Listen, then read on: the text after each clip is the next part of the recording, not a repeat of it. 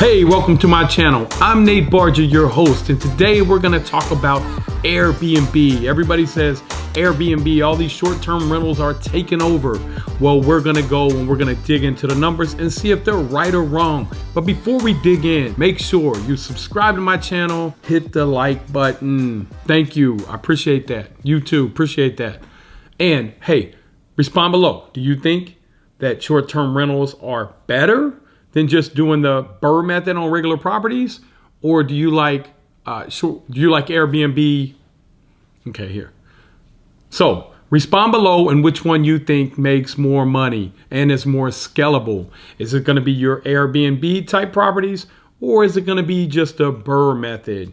I'll give you my take at the end. According to alltherooms.com, the average price for a Airbnb is $171. So let's do some quick math. This is how we break down hotels, guys. 171 times 365 days.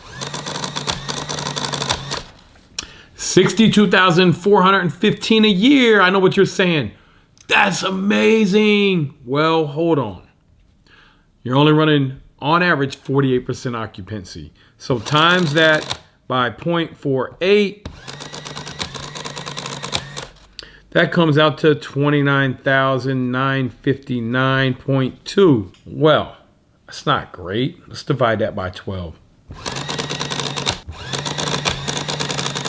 That's $2,496 a month. And let's say that you could rent this house out for $1,600.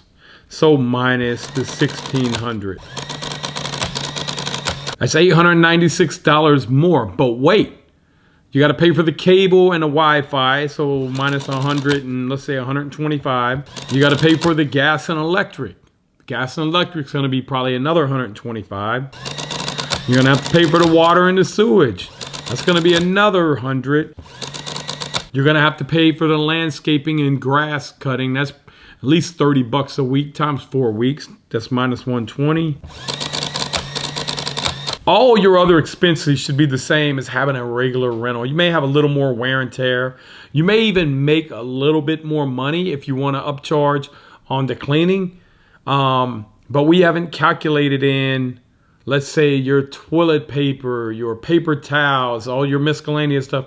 Let's say that stuff's another $150 a month. What that means is that you are walking away with $276 more per month. Now, I don't know about your time, but that ain't worth my time dealing with all that. But does that mean that Airbnb is bad? No, it's just like real estate. If you find the right market, let's run some numbers here.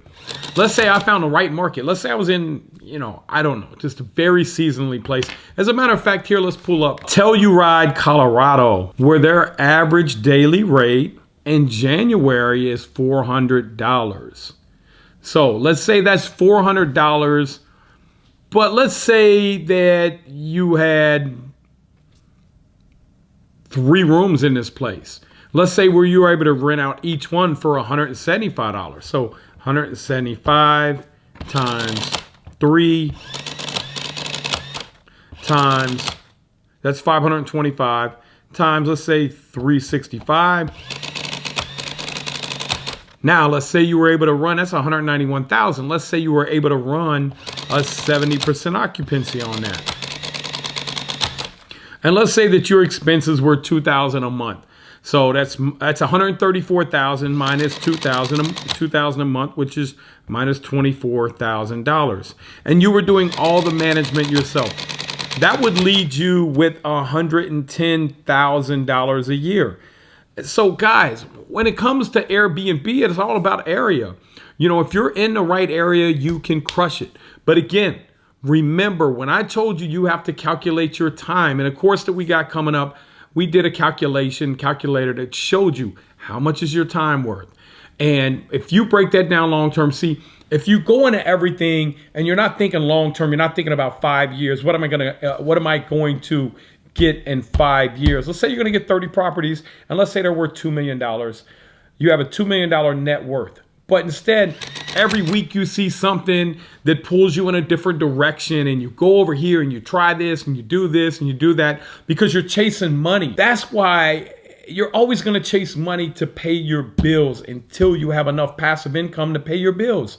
So what I want you to do, and of course I want you to stay focused. I don't care how good it looks. I don't care how attractive it looks. If it doesn't have anything to do with the BRRRR method and you getting to your 30 properties. Now, some of you guys might say, hey, Nate, you know what? Man, I found a 30 unit, boom, off the rip, I'm going to do. That's great. Let's get there quicker.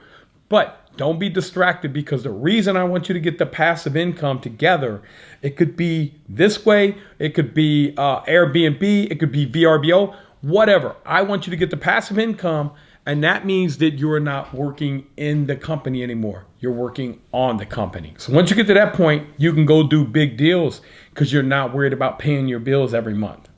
So my take on Airbnb is that, you know, if you're in the right area, you can crush it, you can do well. But you got to think about your time, because they are going to take a lot of times. And I can tell you how I know, because I had one. And ours was a place that we can rent out for $1,600 a month.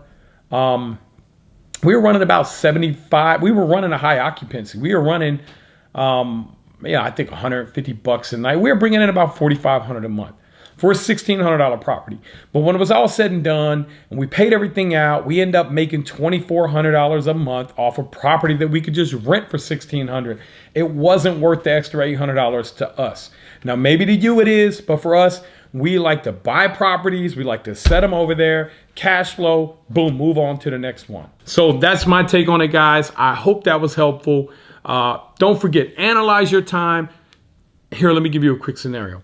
So 5 years, you know you're going to do 30 properties. Your net worth is going to be at least $1 million. At least, let's say 2 million, but we'll say $1 million. You know that you're going to have 2,200 hours in a year. So that's 11,000 hours, right? You're going to divide that million divided by 11,000 hours. That's $90.9 per hour. So if you're doing something that's continually to pull you away from that goal, and let's say it's a $30, $40, $50 an hour job, it's going to be hard for you to get there. Now, in the beginning, you're not going to make 90 an hour. It all comes at the end. So that's part of where you have to have the discipline and the mindset that I'm going to see this goal all the way through. So guys, make sure you subscribe to my channel, hit the like button, join us on join us on TikTok at Nate Barger, and check out our Facebook group at BRRRR Invest. Talk to you later. We're going to TikTok. What's up, TikTok? Make sure you hit the like button, subscribe to our channel, Nate Barger on YouTube, and hit the bell, and you'll be notified on any new videos that come out.